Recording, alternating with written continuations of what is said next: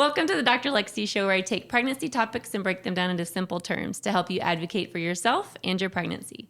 I'm Dr. Lexi, a board-certified OBGYN and maternal-fetal medicine specialist, which just means a high-risk pregnancy doctor. And today I have a very, very, very special guest with me. I have HEHE. Hi. I am so stoked about this. So this obviously is one of our podcasts and not just one of my things where I talk about random things today. And HEHE and I met, actually, this is the first time we've met in person. Yeah. And I'm so excited. Can you tell us a little bit about who you are and how we met virtually-ish before we actually met in person? Yeah, absolutely. So hi, I'm HEHE. I'm a doula. We are non-medical support people for pregnant families, for pregnant women and their partners. We do educational support, mental support, emotional support. We help people advocate for themselves, help people navigate the hospital system. And you and I met at the AWON conference, which is a conference for nurses. And I went as a doula, so I'm not a nurse. Yep. And I went because I felt like if I'm truly going to be a part of the system, and if I'm truly going to be able to get into the hospital system and help break down the things that we know are harming our stats in America, I needed to understand from the inside. I needed to understand what are the challenges that our nurses and our OBs are facing. What are the things that are stopping our MFMs from being able to give good care? Where is the breakdown that patients feel disconnected from their providers? And I had a really good handle on the patient side, right? I've heard that for years now. And so lately I have been focusing on getting close to OBs and MFMs and anesthesiologists and nurses and NICU nurses, because I want to know from both sides, where do we have that disconnect? Because I am hoping to be that bridge. Yeah, I love that. Because I think, so the way that we met too, you reached out to me. Yep. And I was like, oh my gosh, this is awesome. But I wasn't there the day that you were going to be there. We missed each other. Yep. And so this was in New Orleans. And so then we connected and then we did like a virtual phone call. And I was like, I want this girl to not only, if ever I were to be pregnant, which I won't because I'm not going to do that because I'm old and have heart problems and stuff. But if I were, I'm like, I want this person on my team. And I just want to learn from you all the time. So anyway, I'm so excited for you to be here. And we both have that kind of same wanting to help people advocate and then navigating their pregnancies. And I come from kind of the opposite side, right? Yep. Starting with hearing all the issues on the provider side. And as I'm getting older, hearing the side of the patients. Yeah. And so I think we have like this reflective, path in a way. Yeah. To where you started one way, I started the other, and we're meeting in the middle. Yeah. And our dynamic is very cool. Like we just have really good energy. I feel like we're kind of like long lost sisters. It's a good vibe. Rich, are you feeling the vibe? Rich is here with us. He feels the vibe. The vibe is good. We're vibing. Okay. So many questions to talk about. So, okay. I would love to start a little bit with what a doula is, because some people listening may know what it is, may not, or wherever they live in the U.S. or out of the U.S., don't know what it is or may associate it with something that is not really what it truly is, I guess you could say. So can you give us kind of a, definition of what it is in general, and then what you do specifically as a doula? Because I just think those two things are a little, I don't want to say a little different, but I just think you have like, not just like if the cake is being a doula, you've got the icing and the sprinkles and the cherry on top. Thanks. A little ice cream on the side. Yes. So like I said in the beginning, a doula is a non-medical professional. So when you hire a doula, they are not a midwife and they're not an OBGYN. They're not your GP or general practitioner. They're not your family practitioner. They are non-medical. And so you hire them in conjunction with your medical provider, right? I think a lot of people confuse doula and midwife together a lot of times. And we're very different. So doulas are going to range in expertise and specialties and backgrounds and philosophies and approaches and however their business is set up across the nation. The one thing in America that you need to know is we don't have any standardization of doulas. There are certifying organizations, but those organizations have essentially just made up their own certifying rules. And so you may or may not agree with that organization's rules or what they required of their doulas to be quote unquote certified. Also, beyond that organization, that certification doesn't mean anything. And so that's really hard in a couple of ways. It's hard for patients and clients to know, who's a good quality doula and who's not. It's really hard for our nation to get a handle on the education that doulas have, which that impacts everything. That impacts the way that doula goes into hospitals and advocates. It impacts the way that doula interacts with medical staff. It impacts the way that doula educates her patients, which is going to impact the way that patient then goes in and advocates for herself, interacts with her patients, the things that she will and won't accept, right? And so one of the things that I hope to see in our country soon is some sort of standardization for doulas. I don't necessarily agree with certification because I do believe that there has to be some third party that's outside of the medical system that can help advocate for patients that is not within that system. Yeah. That is how you get that unbiased kind of, that third party allows that patient to truly have like a cheerleader on their side, if you will. Doulas who are employed within the hospital, they play a funky role because if that hospital is paying their bills, at the end of the day, that doula is not able to advocate against, let's say, non-evidence-based practice like stopping a woman from eating and drinking in labor, which we know everybody should be able to do, right? It puts that doula in a predicament. So that's essentially what a doula is. We give you a lot of birth education. I like to think about us as a birth coach, right? We are your childbirth educators. We are in the room with you when you have your baby. Most of the time, doulas are meeting with their clients before the baby is here, and so during your pregnancy.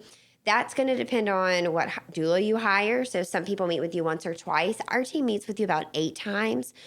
8 times during the whole pregnancy? That's awesome. So we're a concierge service. So we do it a little bit different than traditional doulas. Traditional doulas meet with you once or twice. They attend your labor. And then many of them just have 1 or 2 postpartum meetings. Our average client is with us for about 15 months. They usually get signed up with us between 10 and 14 weeks of pregnancy, about 16 weeks at the latest. Then we take you through your whole entire pregnancy, do all of your childbirth education, do all of your infant feeding. So that is going to include lactation, but it's not just limited to lactation. Some people are choosing formula, bottle feeding, combo feeding, exclusive pumpers. So any way that you choose to feed your baby, CPR, pelvic floor education, birth positions, pushing education, breathing in labor, breathing and pushing. One thing that our team does differently than I think a lot of the industry is really teach you how to advocate for yourself. And so it's more than just teaching something about your why or the what that you want. It's truly the how. How do I get my goals met? So you know what your goals are, you know why your goals are what they are, but how are you actually going to get that met in the labor room? How are you actually going to have your preferences honored, right? That's what our team does to take things one step beyond. It's more than just the what your preferences are. It's how do I actually achieve the birth I want? Okay, so I have so many questions. I'm so excited about this. I think a lot of people, because I know that when I was going through medical training, and again, I was doing the OB part, right? Delivering babies, all that. There's this kind of like stigma, at least it was in Texas at the time. Of like, if you hear doula, it's like, oh my goodness. Crunchy mom. Well, and you get worried that the patient's going to refuse everything. Totally. That's the kind of sticker that a doula has in certain places that sticks in the head of medical providers. And so meeting you too, I was like, oh my God, this is not what, like, maybe that's what a doula is in certain places. Because you kind of helped me to learn there is no, like, you take this class and do this, and then you stick by these standards. You choose how standardized you want to be and how, involved you want to be in all these things. So like when I don't even know how to phrase the question around it, but like, how do you feel about this kind of negative sticker that's been put upon the field of being a doula? I mean, I think we earned it. I don't think that name was given to us out of thin air. Because when you were at that conference, I think you were surprised at some of the things that people told you that their doulas did in their part of the U.S.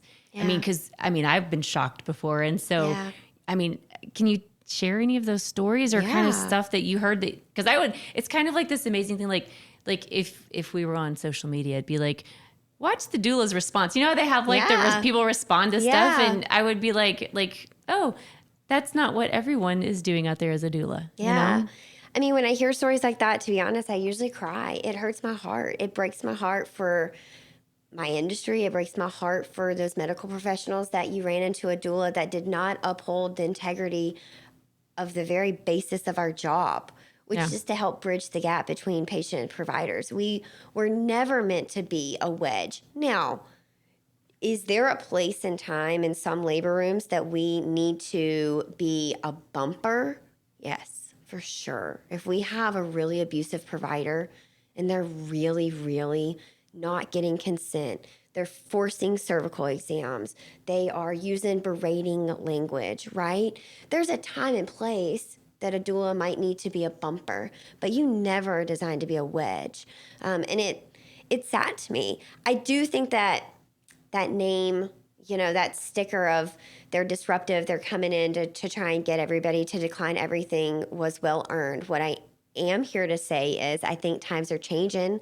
I think doulas are getting better and better at what they do. I think that instead of where, I want to say like in the olden days, I don't know how olden days it was, but what doulas used to be they were moms that either had a really great birth and they wanted that for other people, or they were moms that had a really bad birth and they didn't want that for other people, right? Now you're seeing nurses who have left the bedside go be doulas. You're seeing people like me. I have a master's in human development and family studies, and so I originated looking at the family unit as a unit. I originated in the space of looking at the human body as a whole system rather than pregnancy as one point in time. Pregnancy is a piece of your fertility journey, but it started, on the very least months before, sometimes for people years before, and it will impact you for the rest of your life. And so,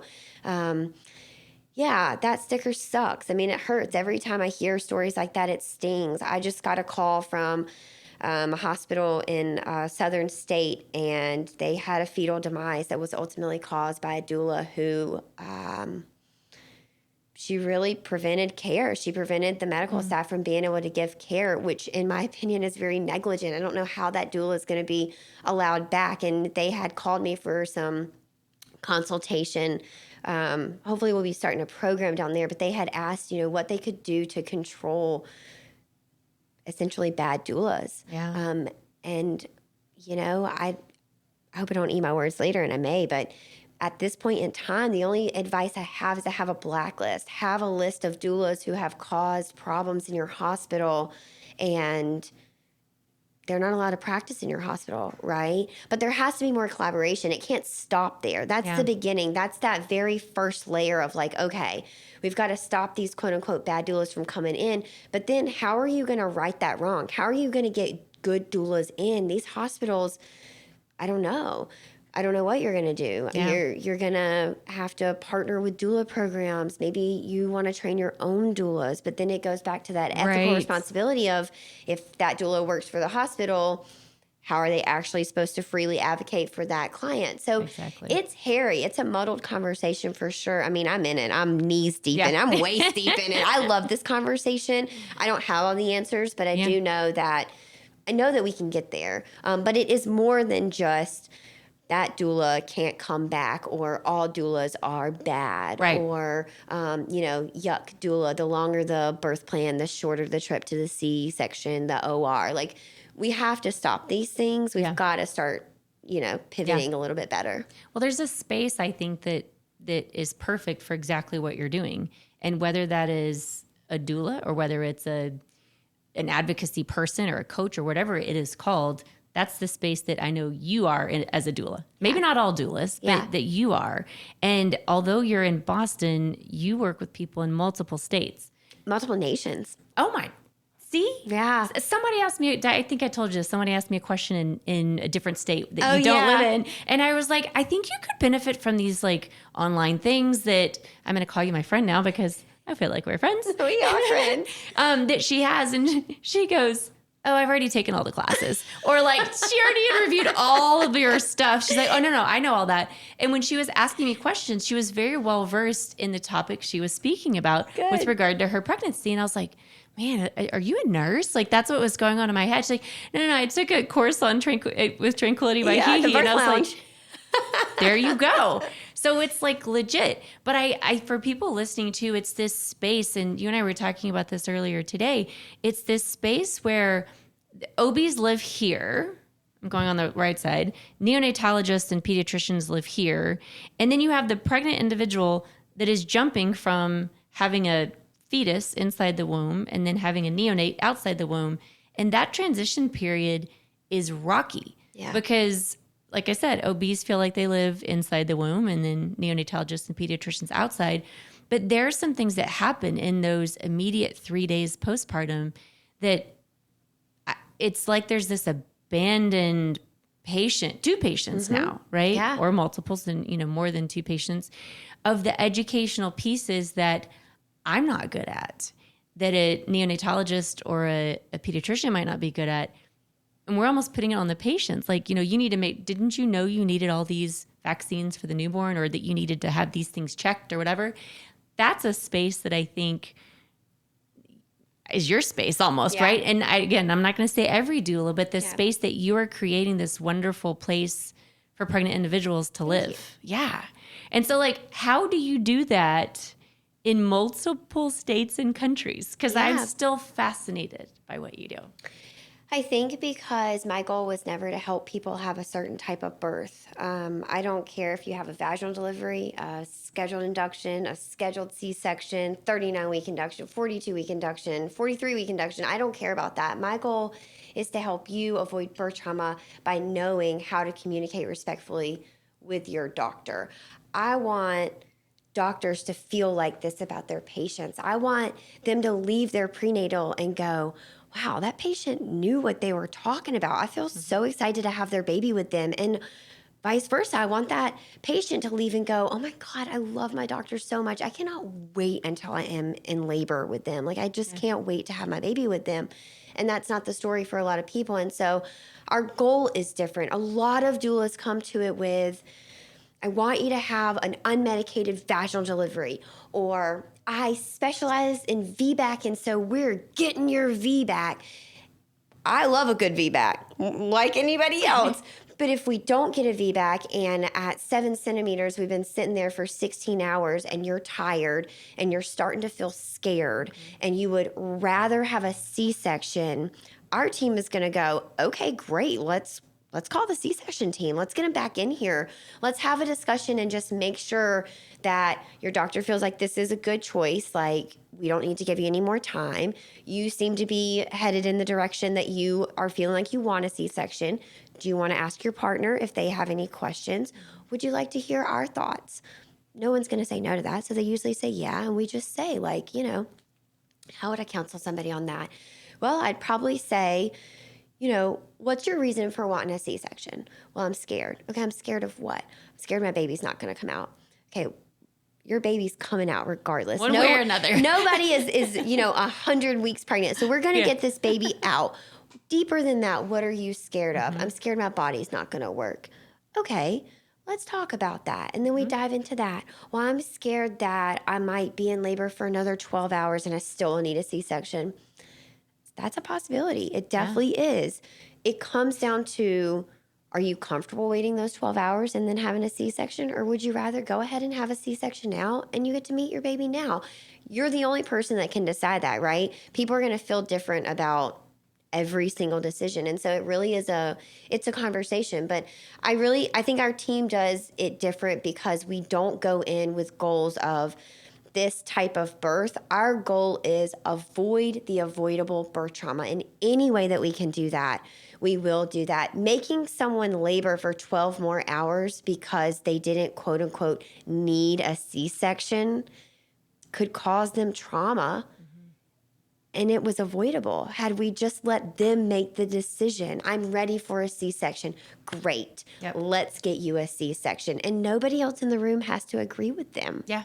No, exactly. That's the space that's hard, though. Yeah. Especially for medical providers, is, I wouldn't choose this. So I almost want to tell them they're not allowed, or policy says they can't, or that they shouldn't. It's really important that even if you don't agree with your patient, that you support them. Yeah. You know? One of the big things that's in that space is operating on patients that refuse blood products. Yes. And that's a place that we had a good training facility where they had a program for that. And you would have them talk to whomever and then say, these are the fluids I will or will not accept. Yep. And blood products are things that are synthetic that I will or will not accept.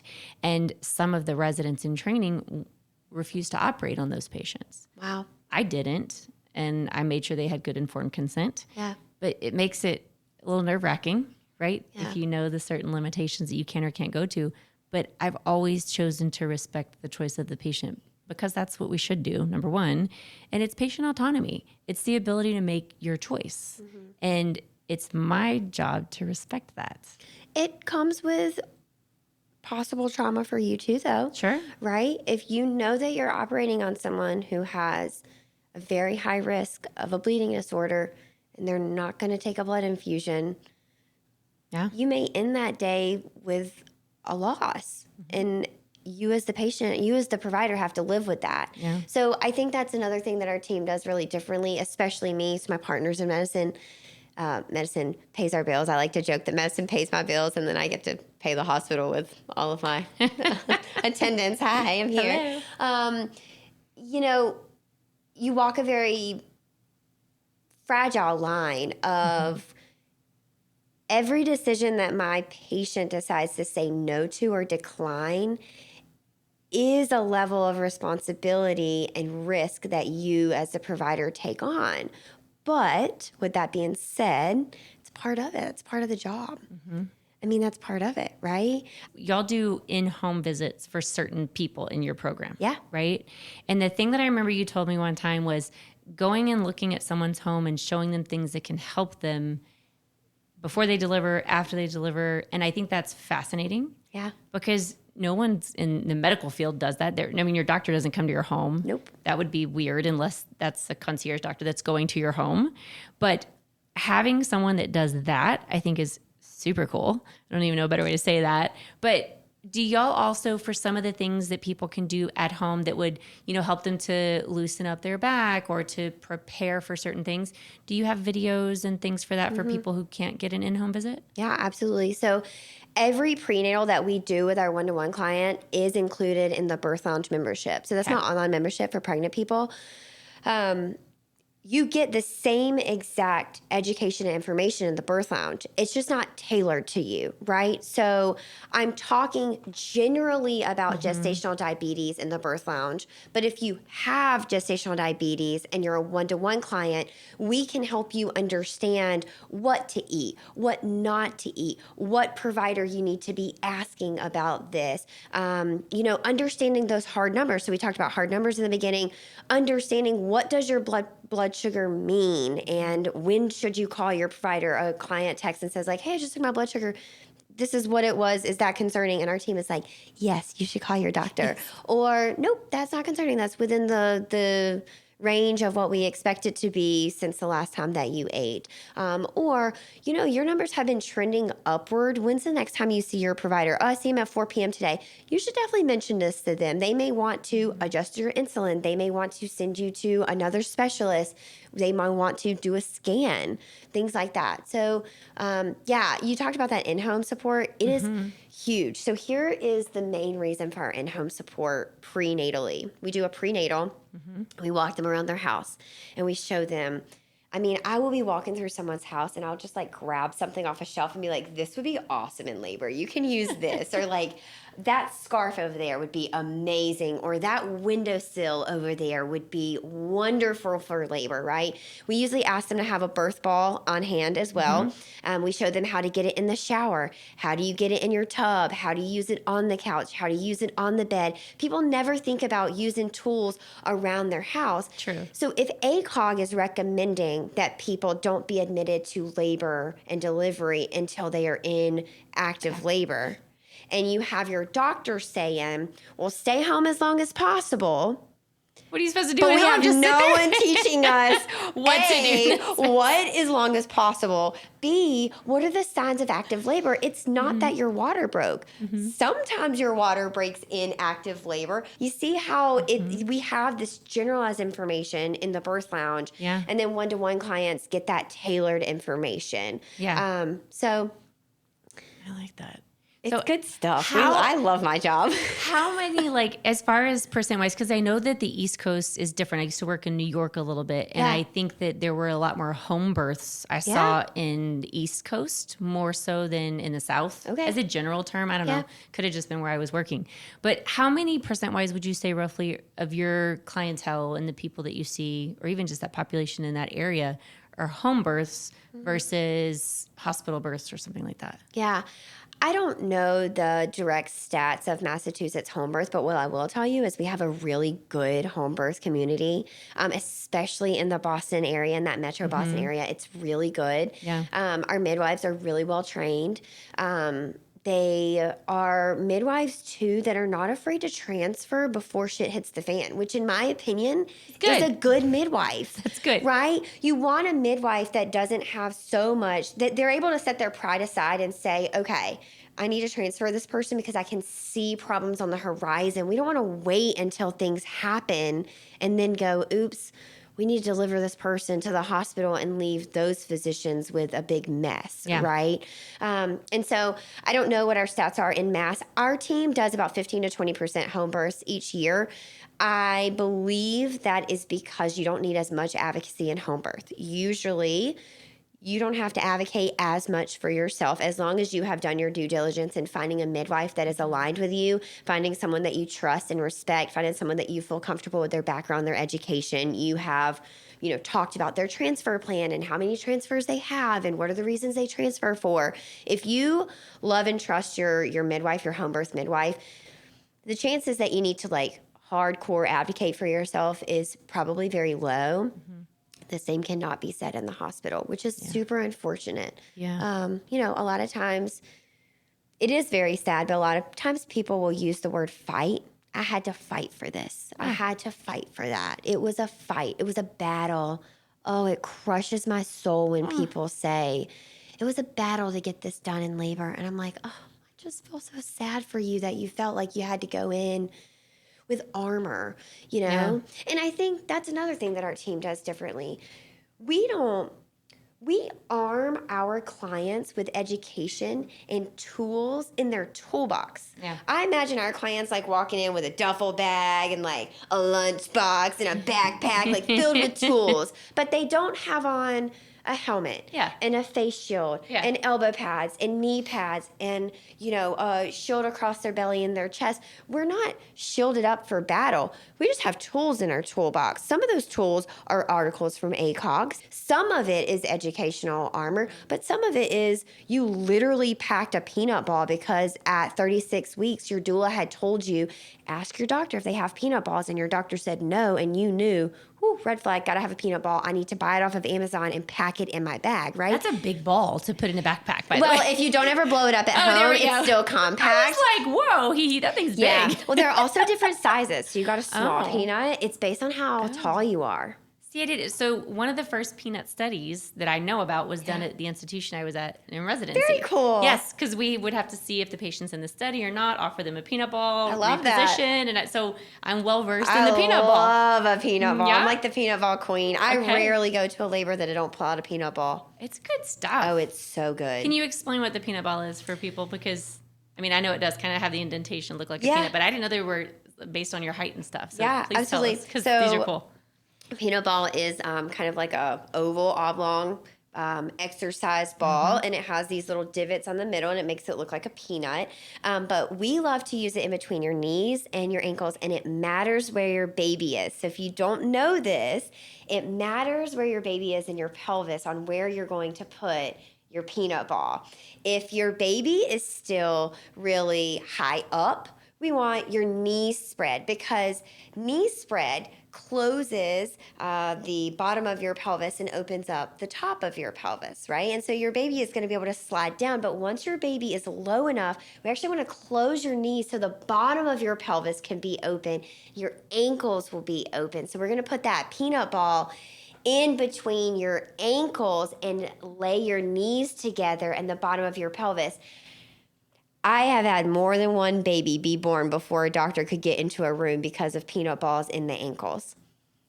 I've never seen it at the ankle, because the study they did was only the knees. They fly out. They fly out. Knees is good, but only until your baby gets to zero station. Once your baby hits that mid pelvis, we want your knees closed, because the bottom of your pelvis now needs to be open. So interesting. It's good stuff. And it's always surprising to me that medical professionals a lot of times don't know this. Yeah, you can see the shock on my face. I'm like, what? Totally. I'm like, peanut ball on the ankles? Yeah. And it is.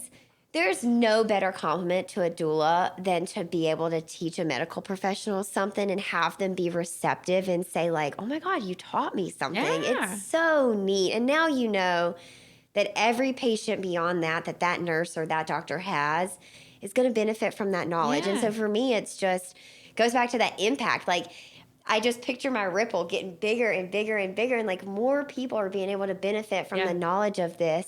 So yeah, I love a good peanut ball, but it's based on your height. So are birth balls. So when you're sitting on a birth ball, you want your hips to be higher than your knees. You should never have your knees higher than your hips, because that is going to put a lot of undue pressure on your pelvic floor. In a pregnancy and a baby and amniotic fluid and a placenta, all that stuff, it's already putting a lot of downward pressure on that pelvic floor. And so we want the ball to actually support you. So if you find that your hips are lower and your knees are up, you need to get a bigger ball. Most people are using a birth ball that's too small for them. That's not the right size. Yeah. Okay, what about, have you ever, or you've probably seen this, spinning babies? Oh, yeah. Okay. Yeah, our whole team is spinning babies trained. Okay, so that was my next question, because I just did a recording on babies that are breech and what it means. Love a breech baby. And what an external cephalic version, just what it means. And if your baby's breech, just talk to your doctor and ask them, provider, I just sometimes accidentally say doctor, provider, your OB provider, whomever it may be, about your options if your baby's breech, right? And making sure they check to see if your baby's breech or not. Because only 4% end up being breech when you hit that 37-week mark. So don't freak out if your baby is breech when you're like 20 weeks or 25 weeks. Except twins. 50% of baby Bs totally different for breech. twins. Yeah.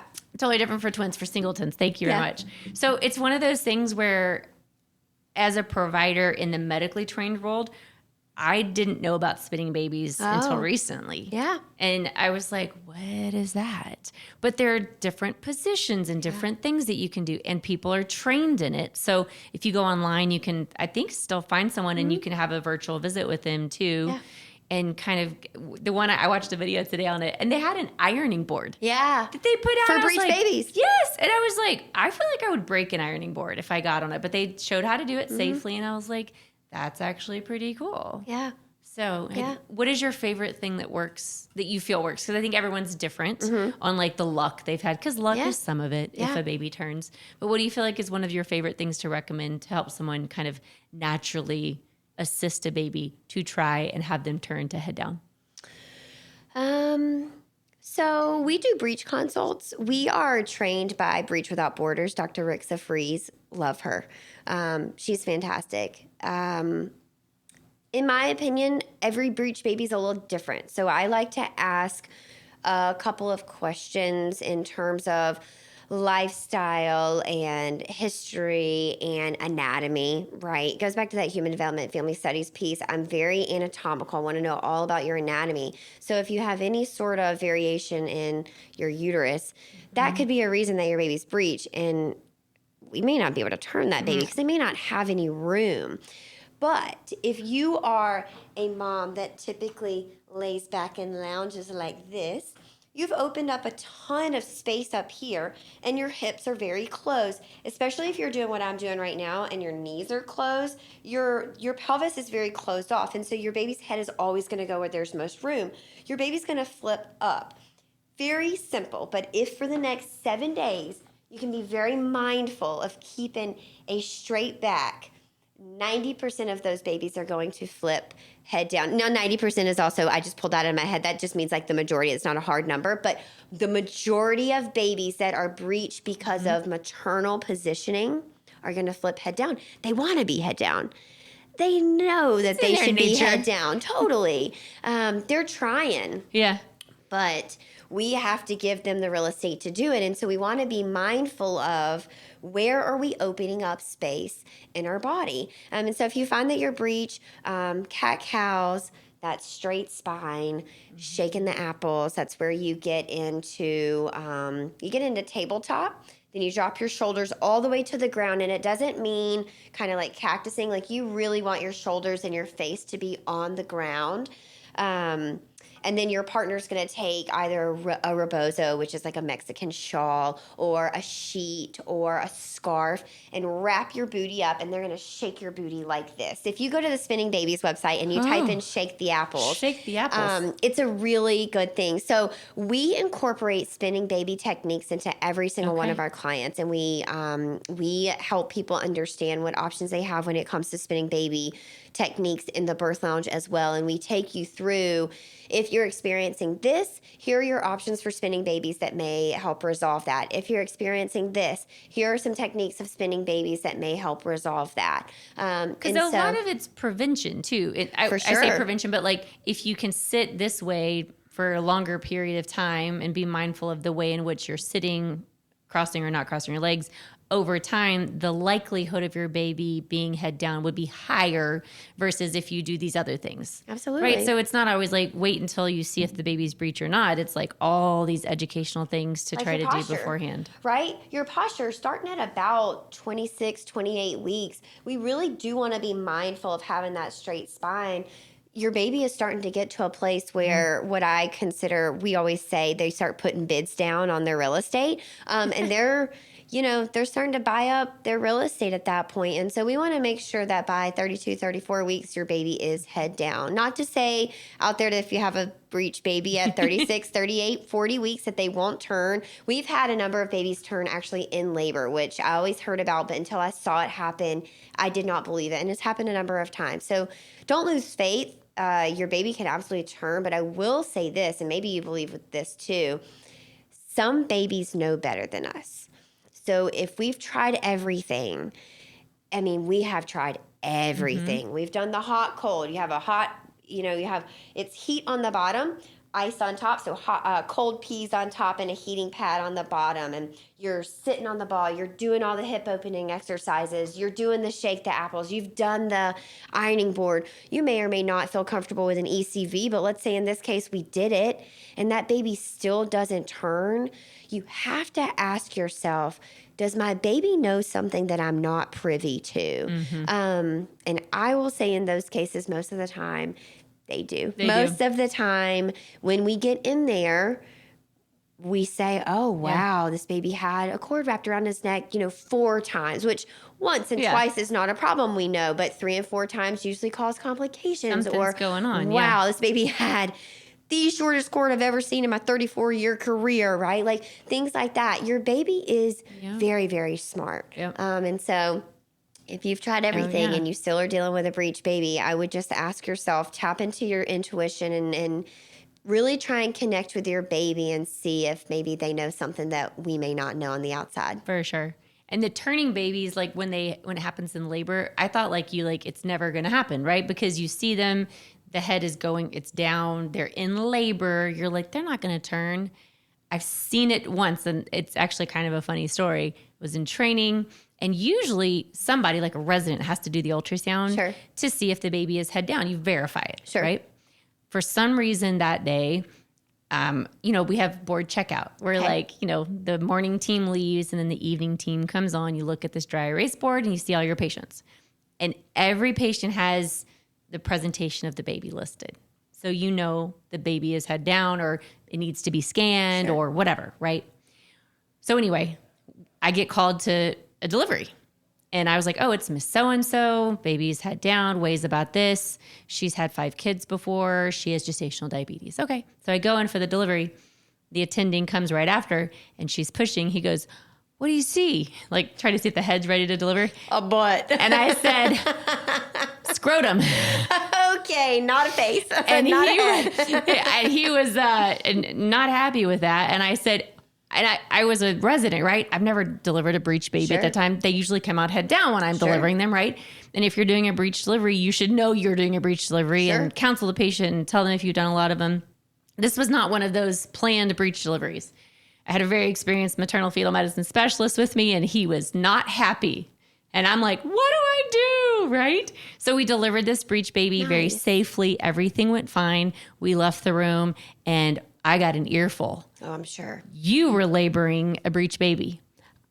I just stepped out of board checkout. Who scanned that patient? I didn't. You should have scanned them again. Okay, I've learned a lesson. I'll go scan all my patients again. So we went back and looked to see who scanned to make sure it had happened, just to verify everything so that if there was an issue, we could, fix our protocols or whatever. It was an attending, like one of the higher up people that had scanned the baby. And he's like, oh, well, okay. Trying to put it on that someone didn't do their job. Yeah. But so I know that baby turned, right? And we had documentation, et cetera. And it's just funny. Some patients sometimes will tell you, I felt this big, I call them big body movements. I was going to say, what do you call it? But they feel something or they felt like a drop or they almost got this like epigastric nausea thing that was quick and went away.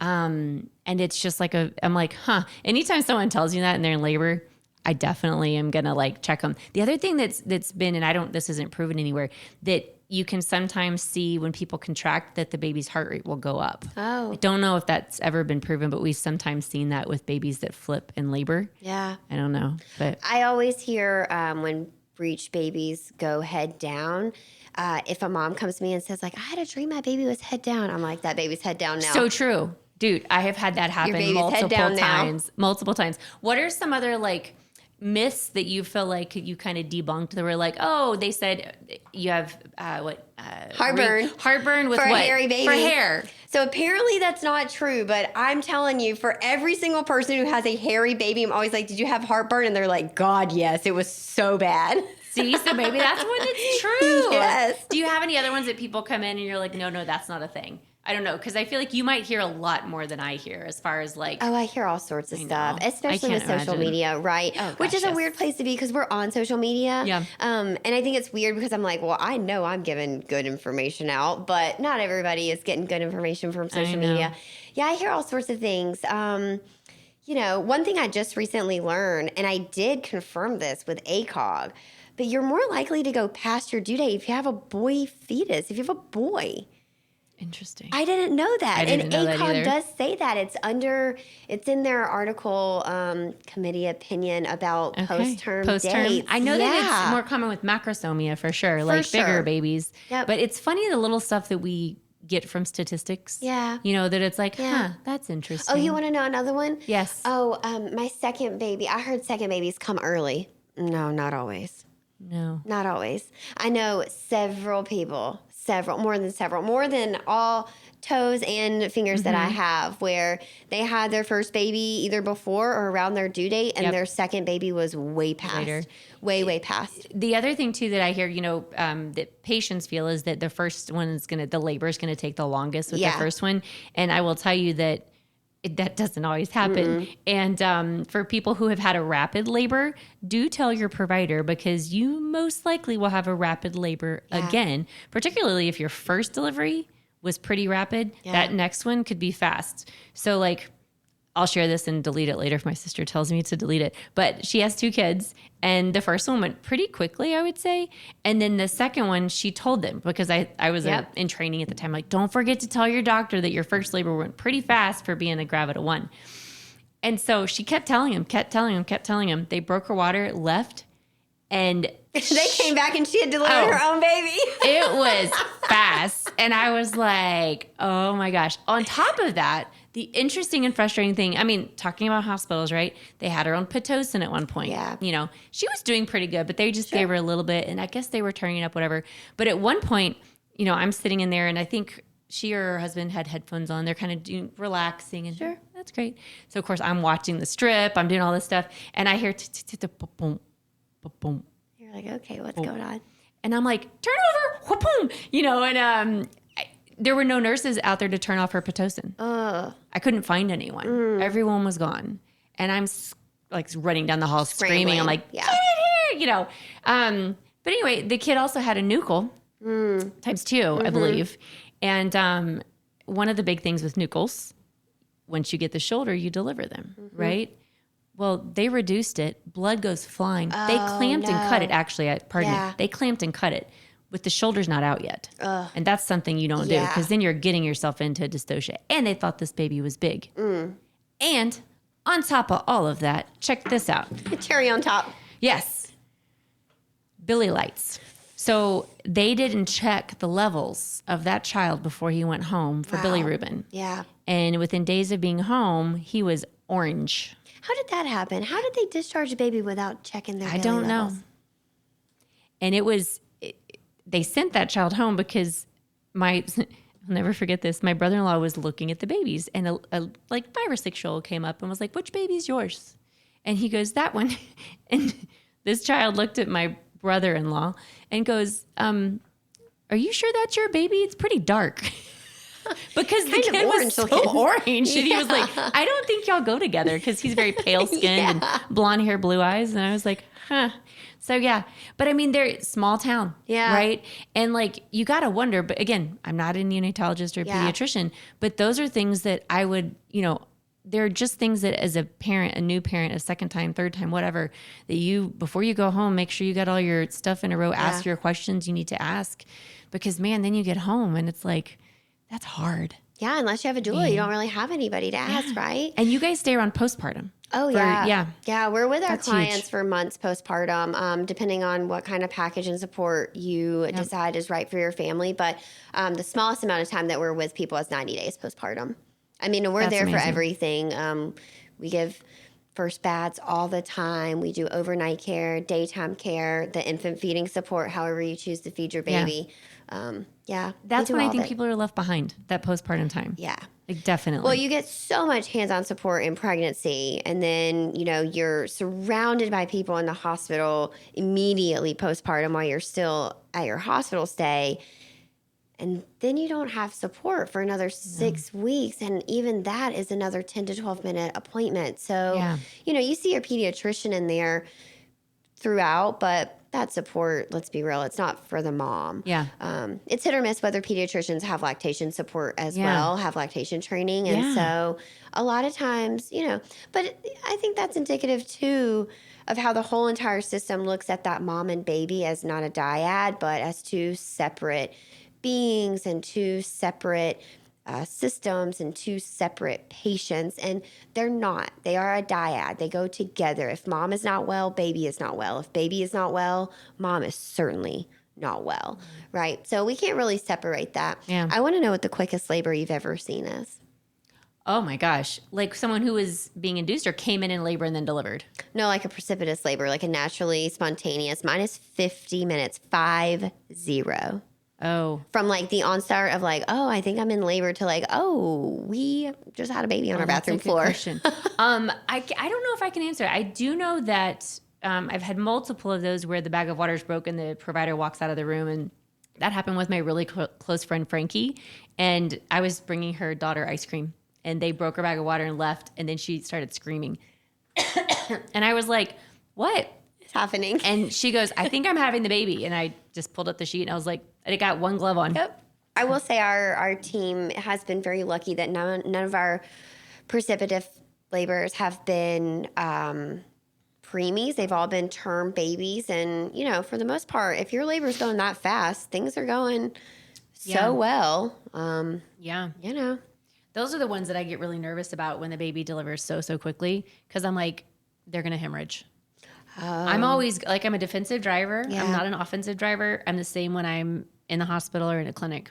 Yeah. I tell people my job is to think about all the things that could go wrong, not present you with all of them, Yeah. but tell you the possible roadblocks that you could encounter. Yep. Right. So if ever I was doing a C-section on anybody that was scheduled, not like an emergent one that was a different story where you have a lot of time, or a little amount of time, but those who were I'm supposed to go consent you for your C-section. I consented people, right? Yeah. There is a risk of injury to the bladder, injury to the bowel, having to have a hysterectomy to save your life, receiving blood products, and then the extra details, any questions that you have on those things. I've never, thankfully, had to look over a drape and say to someone, surprise, we're having to take your uterus out. It's been, do you remember when we talked about some of those risks? We unfortunately are kind of having to do this to save your life. They're going to put you to sleep or whatever. But I always tell people I don't like surprises unless it's my birthday. Yeah. So like never having to be in that place of, I didn't know that this could happen.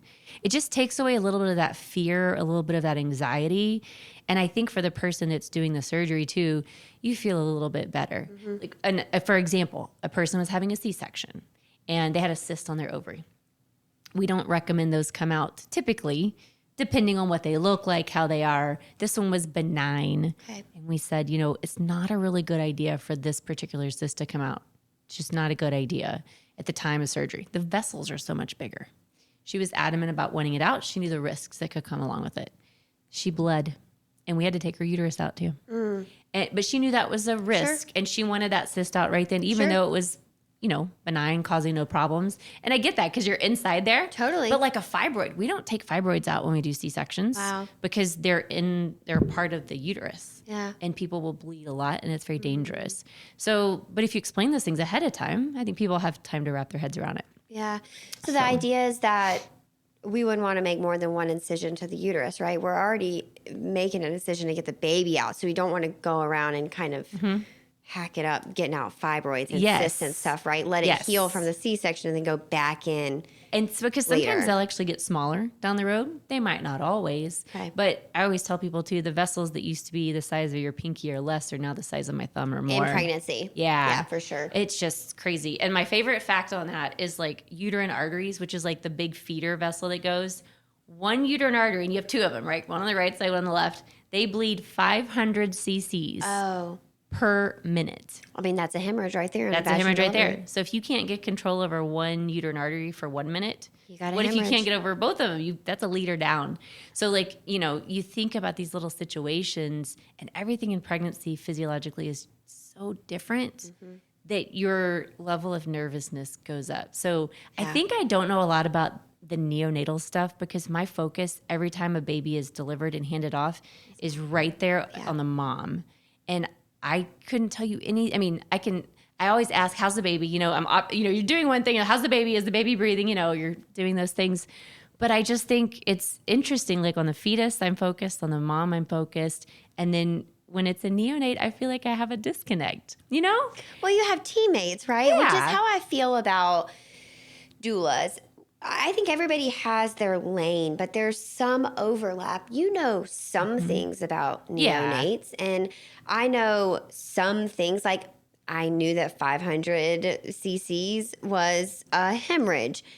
I couldn't tell you anything beyond that, but what I can tell you is if your provider said, well, you hemorrhaged and you look in your medical records and you only lost 280 cc's, you didn't actually hemorrhage, right? I can help you break that down. But there are things that you need to go to my teammates, your OBGYN, your midwife, go back to the NICU staff that can answer your questions. So I love it. Instead of thinking about it as like, I don't know these things, I just think about it as like, that's not my wheelhouse, but I can get you to this gate and then I'm going to hand you off to the next person that, does that part of the road. Yeah.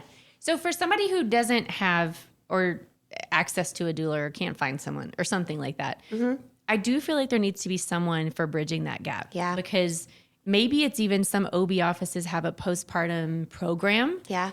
Those kinds of things. But is there anything else you could recommend if it's not a doula program, but something else that may be similar for people who either don't have that in their space or don't know how to find it?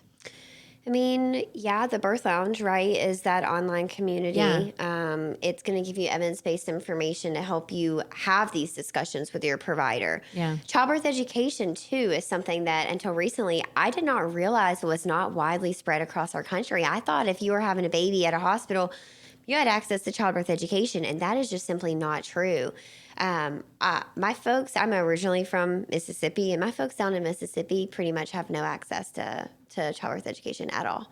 I mean, they go in and they've literally never heard some of these terms. They've never talked about any of this stuff before. So not only are you scared because you're pregnant, you've never done this before, you're scared because you're going to the hospital system, and let's say you kind of have kept up with our maternal mortality rates. You know what happens in the hospital sometimes. Now you have this additional fear of lingo you've never heard and definitions that you don't know of and procedures that people are saying you need, but you don't know if you need them and you don't really want them, but like you don't want to put your baby at risk. And how are you supposed to know if you really need them?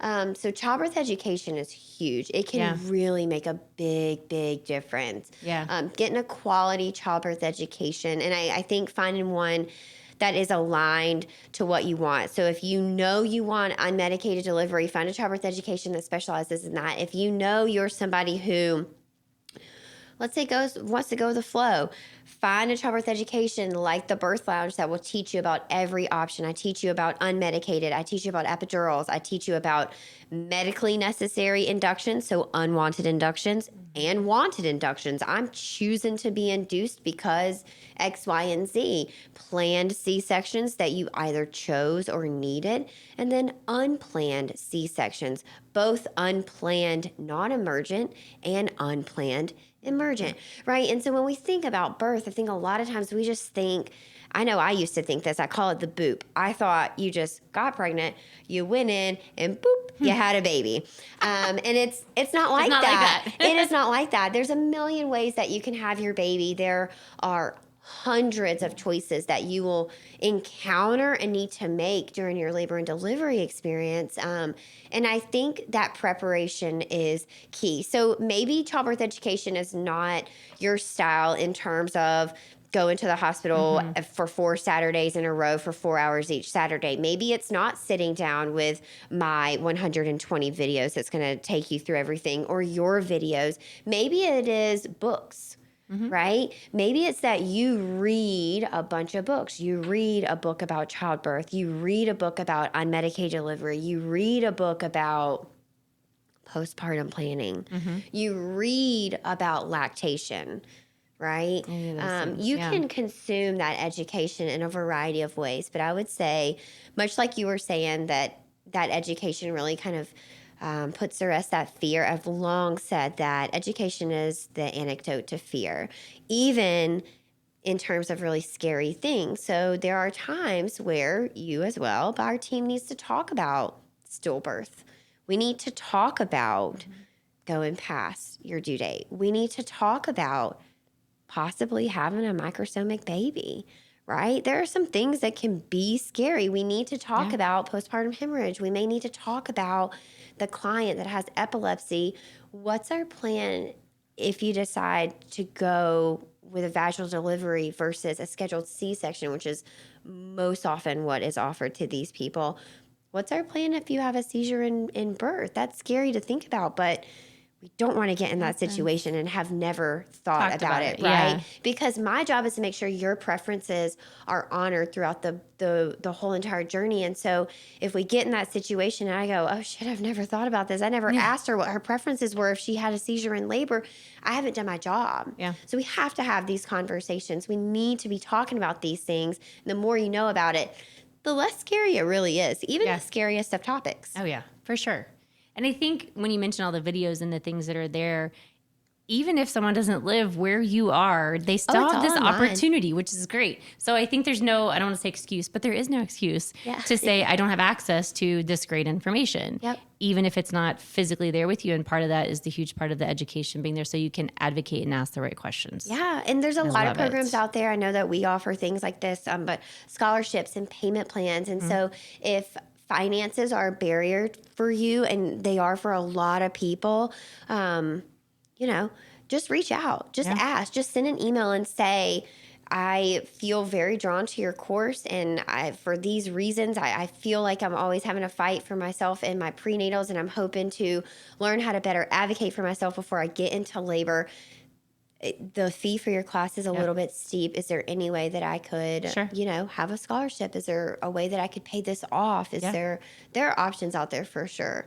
Finances should never be a barrier that you don't have access to. I have a really big problem with paywalls. So we use a lot of our finances to pay for different paywalls, and then we will distribute that education and that information among people who don't have that access. Either they don't have the thousands of dollars, or they don't have the credentials, or there are several organizations where I have had to email and say, I actually am not a provider. I don't have an NPI number. I don't have insurance. I don't have a licensed medical number, but I do serve this population of people. Right. Can I please have access? And a lot of times it comes at a higher price because I'm asking for special access. But that's a lot of times what we do. We are we're trying to combat that. That paywall gap is what I like to call it. Yeah, that's a hard one.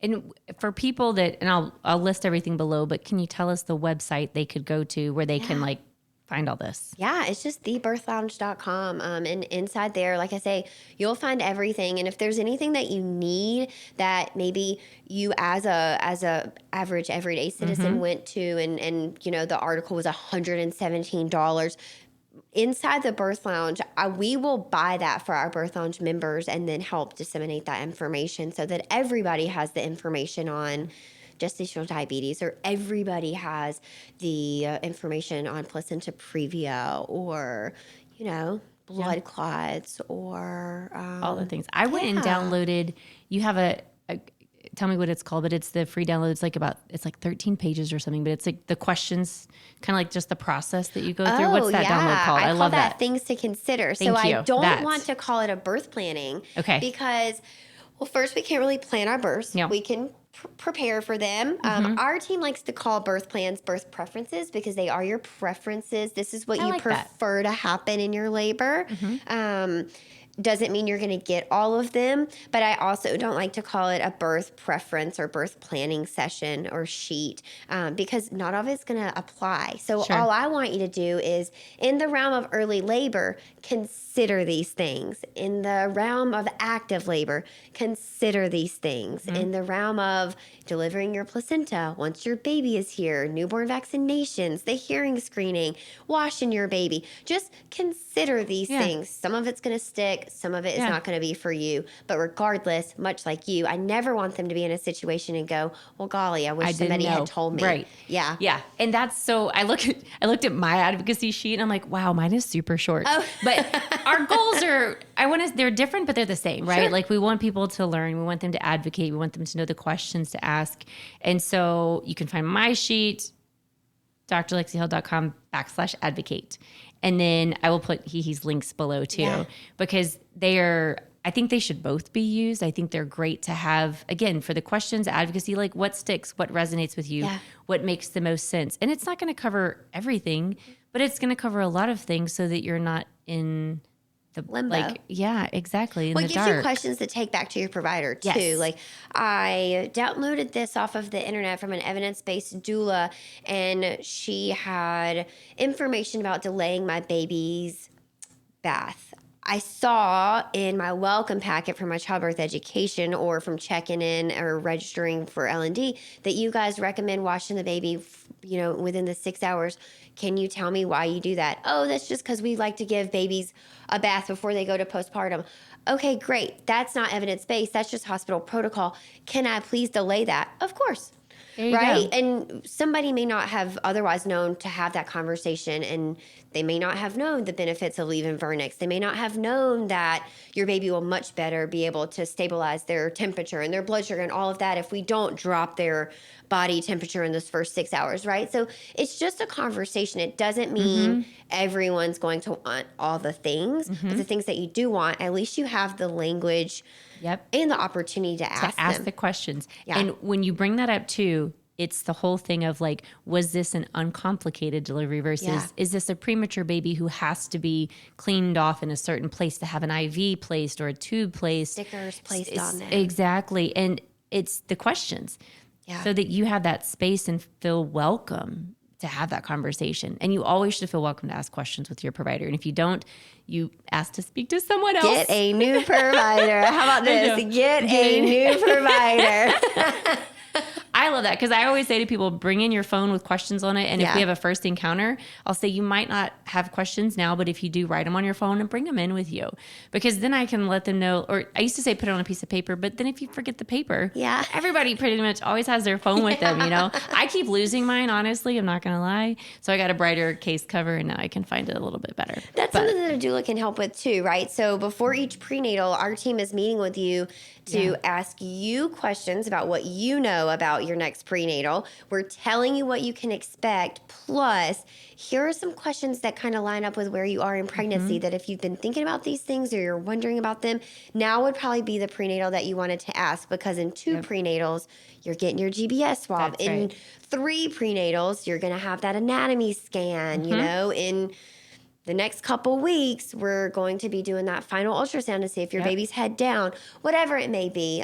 So having a doula can help you understand when it is appropriate to ask certain questions. Like, most people are not making their birth plan at 12 weeks pregnant. Some people are for sure. Yeah. But it also, you know, you don't want to wait until 38 or 39 weeks. Our team recommends starting talking to your provider on that 32 to 36 week mark.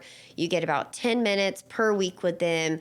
Eventually, you'll get through all of your questions. And like I say, we usually send our people in with very structured questions, which will then help us know how to tailor their care going forward, because we meet then again after their prenatal and say, all right, tell us about what your provider said. What does your hospital offer? Do they have peanut balls? What they say about pushing back your GBS test from 35 weeks to 37 weeks, right? Things like that. Things. And some of the times too, some of the providers might not know the answer when you're in the provider's office, because they might go to 6 or 7 different hospitals. And but they might know the answers, but you might have to talk to someone at their office or do research online and look at the different hospitals. So you're delivering at the hospital that most aligns with what your birth needs to be, should be, et cetera. And that's a whole lot of extra stuff. But I love as well that you put in how to ask the questions, not just like GBS. What about GBS, right? Like, how do I tailor the question, which is huge. And my big thing too is when people say that phrase, you don't know what you don't know. But what if you did? Like, what if someone could give you the morsels of, these are the things that are going to be asked. It's pretty standard. So I can give you the tools to know, to be in the know, right? That's what I think you and I are super aligned with and trying to help people do. Like, it's not our first rodeo. We know the questions, right? So you might not know these things, and that's okay. You're not really expected to. But now that I've given you the secret of it, right? Now you know what they thought you didn't know. It's just kind of a cool little thing, you know? One of my favorite sayings comes from Jen Hamilton, who is a labor and delivery nurse. She was also at A1, and she says, it's okay to be scared because I'm not. And our team has kind of adopted that. We will plug in any sort of feeling that person is feeling. So a lot of times I'm really anxious about my pregnancy, and we will say, it's okay for you to be anxious because we're not, right? That's really good. I'm really, really scared about being induced. It's okay to be scared of induction. It's not our first rodeo, so we're not scared of induction, right? And I think just helping people understand that even if things take a course where they weren't expecting, they still have control. So you ran into cholestasis at the end of your pregnancy. Now we need to induce you. I know you really wanted an unmedicated delivery. You can still have no pain medication. We can still take your induction really, really slow. As long as you and your baby are looking good, it doesn't mean that you have to have an over-the-top medicalized birth, right? So you still have a lot of control. I think induction, too, is something that gets pushed to the side. A lot of times, this is what our team sees at least, so I guess anecdotally, just straight off Pitocin. No matter where their cervix is or what it's doing or how much it's effaced, we're just starting them with Pitocin. And we like to educate people that you can start with cervical ripeners first. Now, we've gotten a lot of good information that outpatient cervical ripening is good, creme de la creme.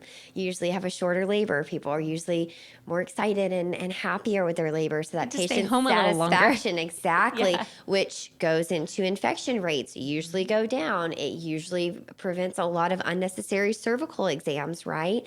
And of course, there are people who are going to risk out of that, and you're not going to be able to have an outpatient beginning of your induction. But for a lot of people, that is an option. And we find that not a lot of hospitals are talking to people about that. And so, just know that you have options around that. We've got lots of resources when it comes to evidence-based inductions and just how to have these conversations with your provider, especially because there is a lot of fear around Pitocin, right? Which is not a bad drug. It's just a drug that we need to use intentionally. It needs to be used with respect. And a lot of times I find that it's not always used that way. Yeah. And there are a lot of hospitals, like you said before, have protocols for their Pitocin where you can only get so high on it. Mm-hmm. And if you have something that goes on, you need to turn it down. Yeah. But you need to make sure that as people change shifts, which is going to happen during labor, that they're all paying attention to how that's been going. Yeah. So that's a good point about why someone might want to have a doula is your doula is with you the entire time, right? So you have your partner and you have yourself, but everybody else in that room is working off of an 8 or a 12-hour shift. True. Right? At any point, if you don't have a 12-hour or less labor, you're seeing a different face in a couple of hours. Mm-hmm. And your doula can be, in addition to your partner, that one steady, solid person. Yeah. Right? So just think about that. It is huge. And we know that a lot of trauma in birth comes from being matched with people that are not aligned with us. And it can feel really awkward, and it can make you feel like a bad patient. It can make you feel ungrateful, even selfish, even to say like, oh, I don't really like that nurse very much. I think I want a new midwife, or like, I really like to change OBGYNs. Not a lot of people have the confidence to say that. True. So having a doula that can remind you, just because you don't like them doesn't mean they're a bad doctor. Yeah. It just means their personality wasn't a fit for you. Yeah. And that's okay. You're not going to be friends with everybody. So not every doctor is going to be a personality that is comforting to you. Not everybody is going to have bedside manner that makes you feel safe and secure. And that's huge in labor. Yeah, that's true. Oh my gosh. I love what you do. Oh, thank you. I do too. I'm going to give a shout out to Awan for allowing me to meet you, because had I not, that's the first time I'd ever been to an Awan conference, by the way. Me too. And also, remember, I'm not a nurse. I'm a doula. Yeah. So I went with major imposter syndrome. I went thinking that these nurses were going to be like, ooh, doula, why are you here? You're not a nurse. You're stepping on our toes. Mm-hmm. And that was the exact opposite of what I got. Everybody was so warm. They were so receptive. People were jazzed up that a doula was there. People loved it. And they were very open with their experiences with doulas. And that's which you want to hear, Yeah. And that's why I say, when you ask me, how does that sticker of, doulas can be disruptive feels like we earned it. It feels like there's a lot of doulas out there doing things that are not appropriate, and it actually is hindering patient care. And we've got to get away from that. Doulas have got to do a better job. We need to be more collaborative with providers, which is that's my whole MO. That's your jam. That is. The space that you guys are needed for is so clear to me. Mm-hmm. And so to be in that space, there's a lot of wiggle room there, right? Totally. It's not like you just do one thing, but there's no need to kind of like encroach upon the other stuff, because those people need to stay, I don't want to say stay in their lane, but you know what I mean. Totally. And I do feel like the people that are providing care, especially I'm speaking of the OB community, be aware that if you have a doula that is in your area, or know about your resources, to share that with patients and be like, that's a space that I as an OBGYN am not living in. Yeah. Whether it's by choice or that's just how we were trained. There's nothing on our websites that our colleges that we go through sometimes that get us into that extra space. Yeah. And like, this is that space. And I'm just like, that's fantastic, because it is put on the patient for them to educate themselves. It really is. Yeah. So my job is going to be getting them to your website and to not even just getting them your information to somebody that gets that space, and have them ask the doula the questions. Are you evidence-based? Yeah. Right? Like, what are your limitations? What is your goal for me? Like, you don't just have to say, okay, this is my doula. I have to do what they tell me. Yeah. They shouldn't be like that. Just like you're saying, we're talking about this is something I'm going to listen to you. Let's talk about what you're going through. Yeah. Like, it's just a great place. Instead of saying stay in your lane, I love to say respect the role. And so you just respect the role of what everyone in the room is doing. And there is overlap in everybody's role. Yes. Right. And so it's not black and white. It's not clear cut. This is my role. This is not my role. There's some overlap there, but you definitely have to respect the role.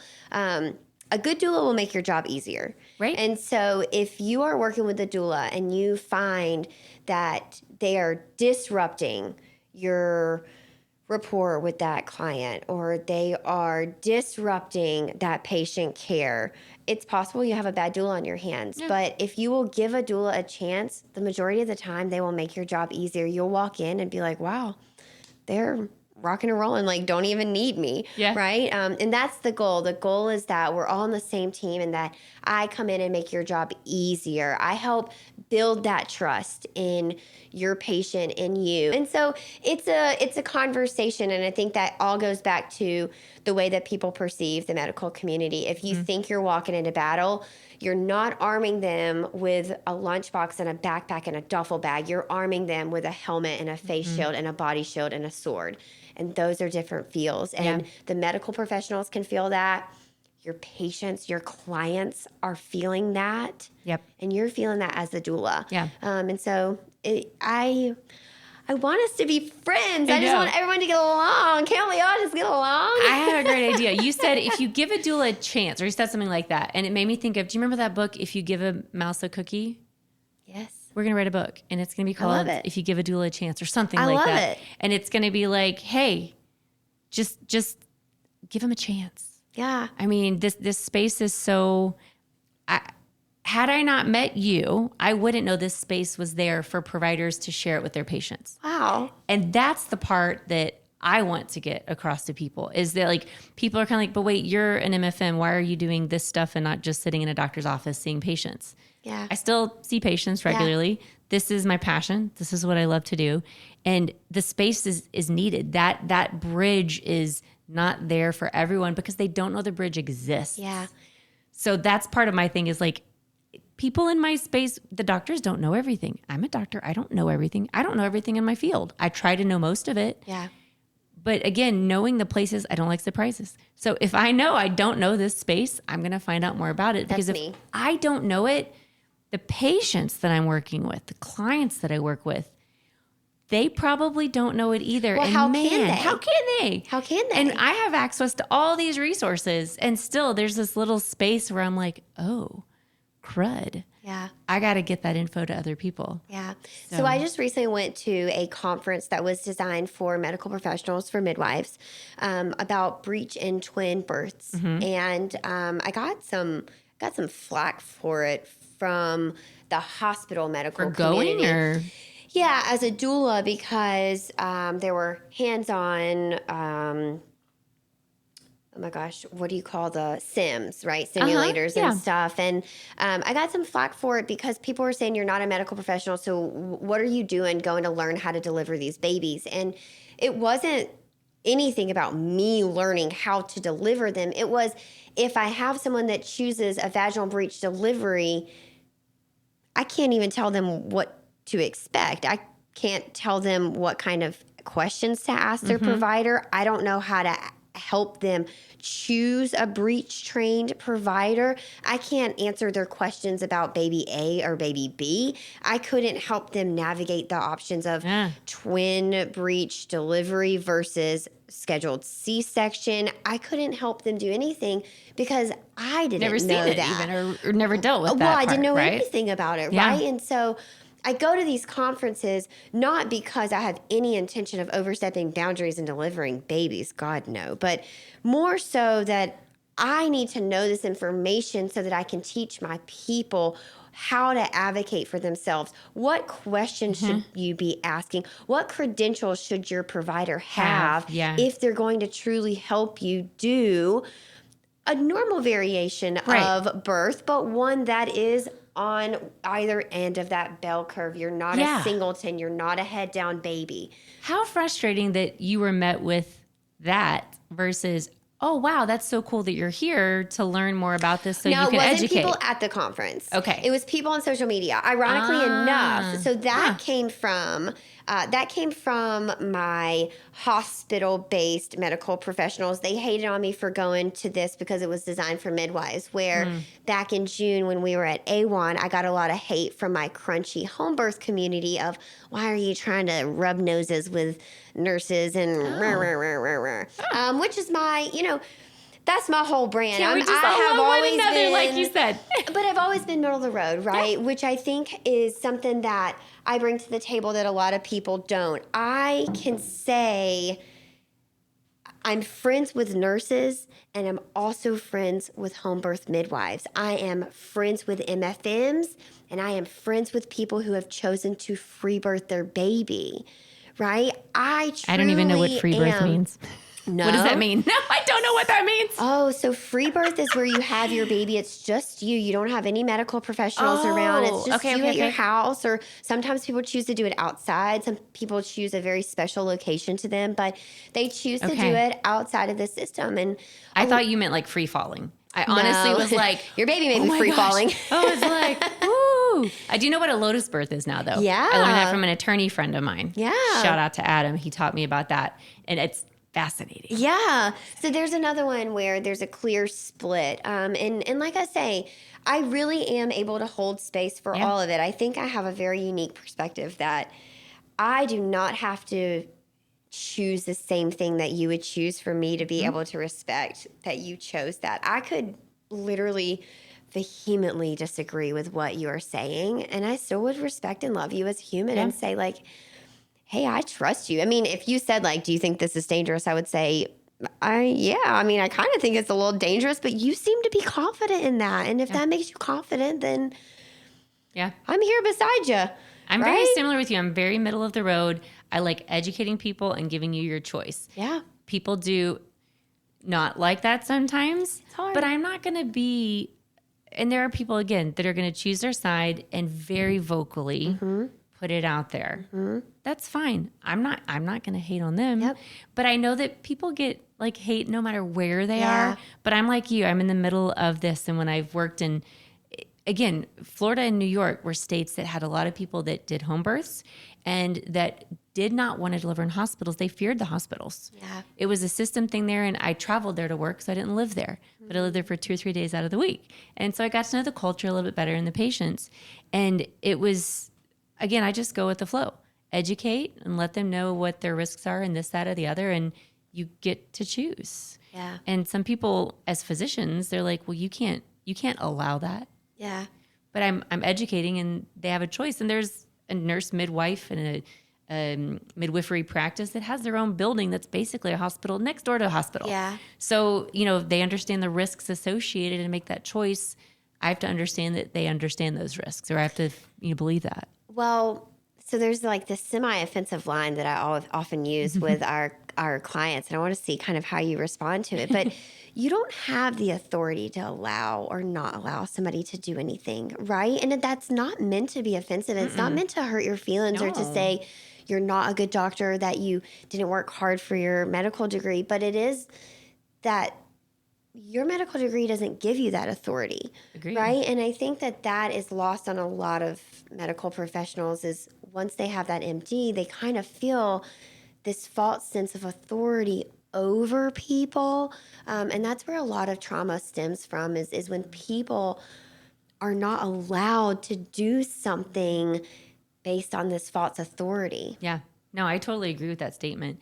And I've seen that in people. Yeah. I've seen people In your colleagues. As a physician, that no matter what they say, even if it's wrong, if they say it with authority and talking down towards someone, they feel like the person on the receiving end will listen to them.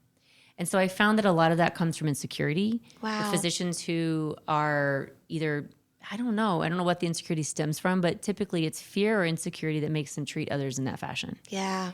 And I don't know what that is. I see it. It's sad that I see it in both men and women, but a lot of women can be very put down by others in their field. So they feel like they need to be louder, maybe more assertive to be heard. Yeah. And that then would gain them respect. I don't feel like I see that as much with their patients, but more with their colleagues. But again, it goes various ways. But I don't feel like you get anywhere by putting other people down, whether it's a colleague, a patient, and it doesn't have to be saying derogatory things to them, but just raising your voice or speaking to them in a different fashion like that can be putting someone down too. Even a simple question as like, well, you don't want your baby to die, do you?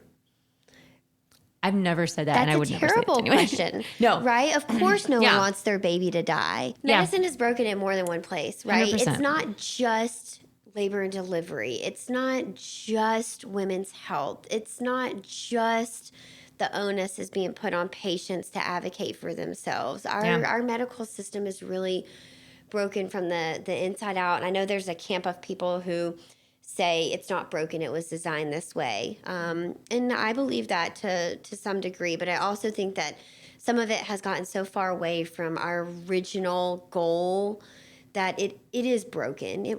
There's no way it was designed to be this like bad. this, right? I do understand that a lot of our medicine, especially in women's health, we know about gynecology having a horrific past. I absolutely, but there's no way that our medical system was designed to be like this. Yeah, I agree. Well, I'm very sad to see you go today. I'm sad to be leaving the heat. I don't really want to go back up to the Boston weather. What is it there now? Like, is it cold? Probably high, just Okay. high 60s or so. So we're in September, so it'll be like high 60s. But look, since I've been here, it's been like 110, I was gonna say, it's been 103. hot. I have been loving it. I thrive in weather like this. This dry heat, Oh my give it to me. gosh. Other than my scratchy throat. I was which gonna say. my scratchy throat would acclimate just fine. That's true.